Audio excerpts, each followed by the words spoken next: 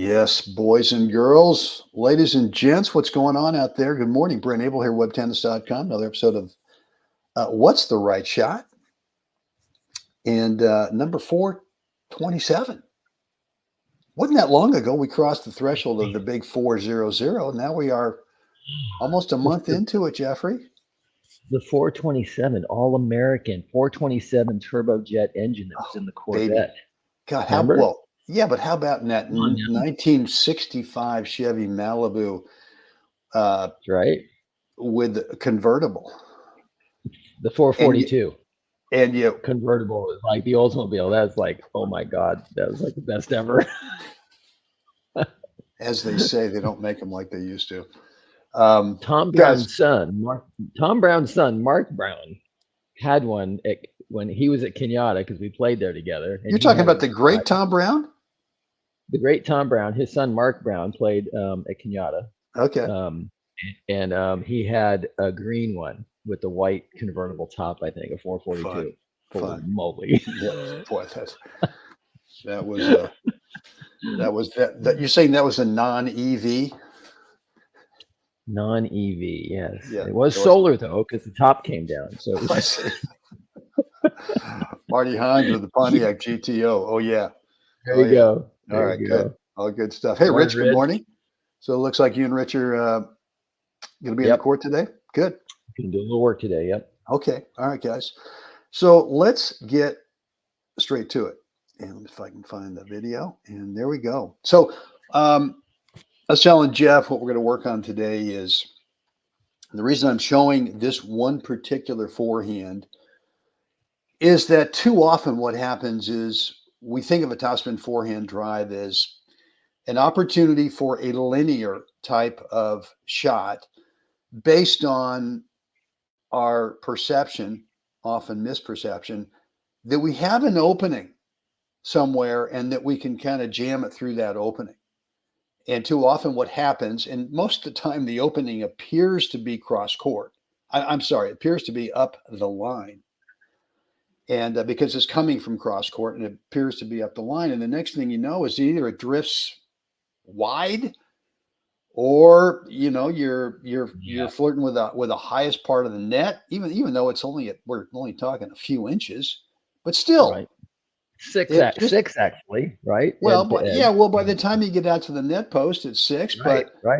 Yeah. But we don't, whatever it is, it's, so I want to show you a different forehand, and I'm going to call it a drive. It's maybe a little hypey SEO, search engine optimization stuff to get the folks. Oh boy, a topspin forehand drive. I'm going to learn how to really jack it up the line for a winner.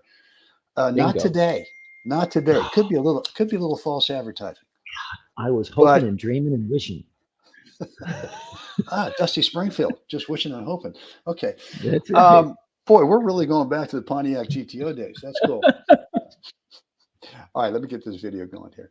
And by the way, you guys have seen this point before, but I want to use this point as an illustration for a different type of forehand that I want you to start to consider, that it's going to yield offensive opportunities. And it's going to be this one right here, slightly to your backhand side. You run around it. And and then you play it up in here.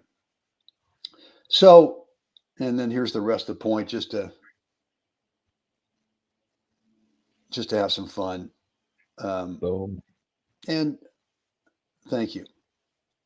So here's what I want you to be thinking on this forehand. And look, to get back to why we use this is because it will yield a lot of offensive opportunities from time to time. And this particular point, well, I should say that on this particular point, because most guys, when you play this high, and I'm going to call it a high topspin, a high forehand topspin drive. It is a drive. It's not just because you're swinging through it. And all you're doing differently is you're changing the trajectory. most of the time when you go to the ad side to a guy's backhand, assuming they're a righty, they're going to back up. And once Yep. they back up, that is your signal to get your fanny back inside the baseline and look for number one. Hopefully they give you some pace so that now you get to take time Right. away from them. You might just throw it over to the open court. Boom, there it is. Make them run. Or you play some form of a little dropper, whether it's a volley, whether it's a half volley. I don't know. But typically what happens, and on this point, of course, the great Al Yearwood steps in and takes it on the rise. This is worst case. This is worst case. Most guys Right. will not do this. So Right. let me just back this up, Jeff, and let's just talk about a couple of things to be thinking about to execute this shot. Number one is going to be really loosen up your grip. It's going to be obviously you're going to let the ball, and the ball's got to bounce out in front of you. It can't bounce close to the baseline unless No. Otherwise, you're short. Yeah. Otherwise, you're short hopping it like Al does That's right. as you respond to this. That's right. So you're in, and the more relaxed in the grip as you come down, it's going to naturally drop. And because you've got to get the racket in under the ball. So the best way to do it is just feeling the fingers going limp, create your spacing. And then what I like to feel here is that with a relaxed grip, I really initiate my swing up from my shoulder. That's what starts it. And rather than just using your hand. And then just let it go. And then from here you can start to measure, evaluate, oh, I hit this thing better than maybe I intended. Right. And you look pretty relaxed there, Brenny. It's very relaxed. It is. And I would say a few years ago, I wouldn't have had the look. Right. I wouldn't have had that relaxed look. I would have been a little bit more tense. I think another critical part of this is, okay, by the time he does the short hop there, you've reclaimed real estate and gotten back to the baseline. Too many players, they'll back up for a ball like you did there. They'll hit the appropriate ball, but then they hang where they hit the ball from. They stay linear from the baseline, another 3-4 feet behind the baseline. And what happens now is that, let's say Al hits that, he short hops it, but he doesn't, but he hits it weak, right? Fairly weak. And now all of a sudden the short ball becomes a really hard ball to get to. That's right. You didn't take your real estate back. So that's like another huge factor when we're constructing and using very specific tactics to create something. It only gets created if you then go to the next place you should stand at, because so that you can take advantage of a high probability of what it is you want, right? And so if you don't go to the next spot, you're giving up what you worked for. Yeah, exactly. So look, I guess the main point today is less about technique and more about look, I just see too often that guys are taking, let me get back into this here, are taking this ball and thinking that the way they're going to create a problem over there is by driving it on a linear trajectory. Right. Rather than going, wait a minute, because the ball's bounced out in front of me, it's coming down. I now get this trajectory where, in terms of swing path, to be able to create a different type of difficulty for that opponent over there. So, hope that makes sense, guys. Absolutely makes sense to me. Okay, well, and this is worst case. This is worst case. I mean, this was a decent approach shot, right? I mean, absolutely. Where you play this thing as you're moving forward. It's not a hit and then evaluate. It's a total commitment. Right. I mean, I've got a little lean against the ball. Right. And I mean, if this is where I can hit this thing all day long, I mean, once in a while he's going to pass me. Okay, that's all right. Yeah.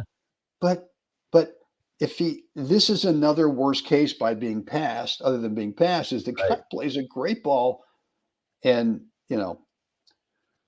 maybe it's a bailout in terms of trying to play a little dropper, but it ends up working out, Jeff.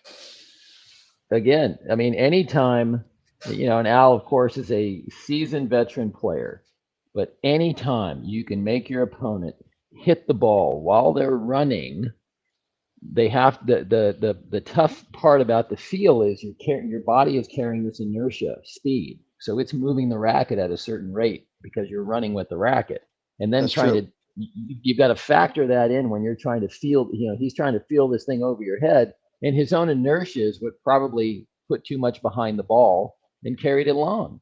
So anytime, whether it's this type or just moving a guy side to side, if the guy's got let's say his forehand is the big weapon and you're not going to let him hit it, the only time you want him to hit it is when you buried him in the backhand side.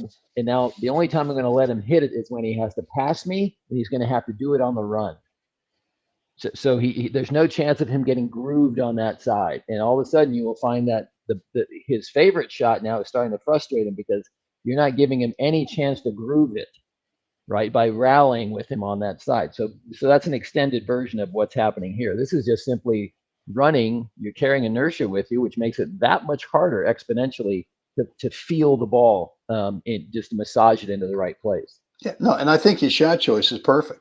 I mean, first of all, the shot choice really hedges his bets against where I'm going to end up. I mean, I might guess I thought he was going to go cross court with this thing in terms of a pass, and I started to move in that direction. But so he hedges his bet rather than going threading up the needle up the line, or maybe going right at me where I am right now. He's assuming that I'm going to guess one side or the other, or going cross court, which I thought he would. He plays a smart shot. I think the lob, he's got the longest distance in the court to be able to play it into. Right. He picked the longest length of court, right. But you're right, Jeff. I mean, the difficulty of all this forward momentum, inertia moving into the shot, you have to use that. I mean, you have to, what's the word I'm looking for? It's got to be part of the feel of how you're going to play this shot. And that is that, as you come into the space of the ball on this, it's a full tilt run. Yeah. It's kind of like getting your footing right in a layup in basketball, where the guy at the top of the key will all of a sudden you see him stutter step to get his footing right so he can lay the ball up there and have control over all this inertia, right? Right. It's a little bit of the same. It's a little bit of the same thing. Where no, I totally think that's a great parallel, because you bring too much speed into that layup, and it's a clanker. It just doesn't go in. So if you're a little off balance, a little of this, a little of that, your body is tensing in all different areas to keep you on balance, but it's not smooth balance. You're grinding the balance out to try and be stable when you hit the ball, and now your grip tension is through the roof. Yeah. So Susan is asking, do you recommend grip change, close the racket face? Not artificially. I mean, I just think if you go with an Eastern forehand grip and you relax it, it's naturally going to close for you. I don't think you have to go to a semi-Western on this. I mean, you could, but to me, I feel like if I go with a semi-Western, I've really got to be precise with the racket, actually the string bed not coming off of the ball too soon. So what I'm kind of feeling and you tend to have to swing a little harder too if you start to go semi-Western. You need a lot more racket head speed to counter how much the racket face is closed to get the height and the draw and the shape that you want.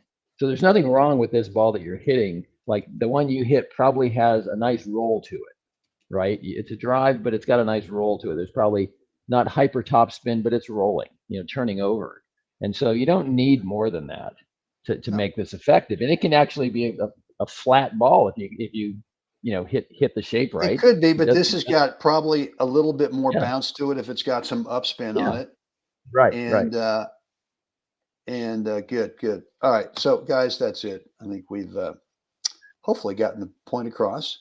Use this a lot. Use that shot a lot. If you've not, I'm going to invite you, if you haven't done this, yet is to go take a look at my mindset skills course. 5 very specific skills that we need to habituate. That for me was the game changer, Jeff, over the last 15 months.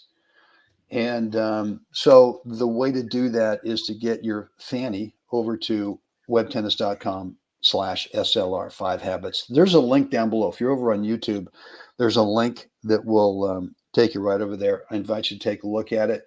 Pick up the course. It's a 28-day training course, and it really helps you stay organized. You get an email from me each day for 28 days. Helps you stay organized in terms of a process of how to habituate these 5 mindset skills.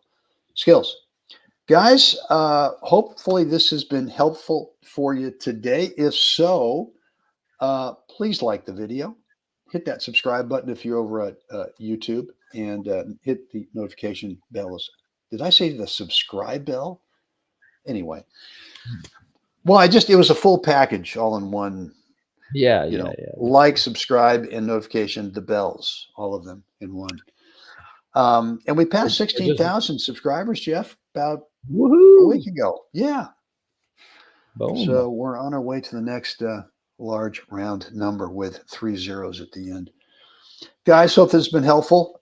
Jeff, thanks for hanging out with us again today. Always good thoughts from you. Good articulation when I lose the ability to say what I want, which is often. Guys, time to get out there, help someone else have and by the way, let's just do this. Let's do this, Jeffrey. Any questions? If you want to keep conversation private, you can do it 2 ways. Jeff's over at jeff@jacklets365.com, or you can email me, Brent at WebTennis.com, or just leave them down below in the comments area. Love to read those and respond. And as always, it is right now time. We have to get out there, over there. Help someone else have a spectacular day, guys. See you again. See you again next time.